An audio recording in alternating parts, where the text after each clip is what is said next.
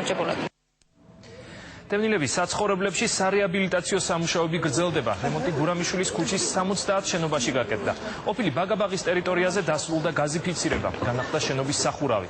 14 ოჯახს კი საცხოვრებელი ფართობი კანონიერ მფლობელობაში გადაეცა.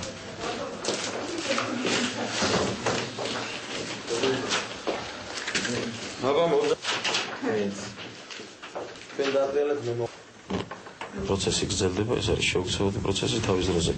გას მაგალითად ვერც ვიფიქრებდი და ფანტასტიკის სფერო იყო ჩემთვის, როცა მინისტრად დავინიშნა მაშინ, მაგრამ აი ამდენი მოახერხა უკვე სახელმწიფომ და მე იმაჩნია, რომ ეს ძალიან დიდი საქმეა და შემოსუბუქდებათ ცხოვრება და იქეთ ცხოვრობენ უკეთესად დაფაზეში დაბრუნებამდე. ჩვენი ფართები გადმოგვეცა საკუთრებაში და ეს უკვე ჩვენი საკუთრება, აგრეთვე შემოგვიყვანეს გაზი, რისთვისაც დიდი მადლობლები ვართ, რადგან აქამდე არ ქონდა მისი საშუალება, გათბობის საშუალება რა ქონდა უბრალოდ.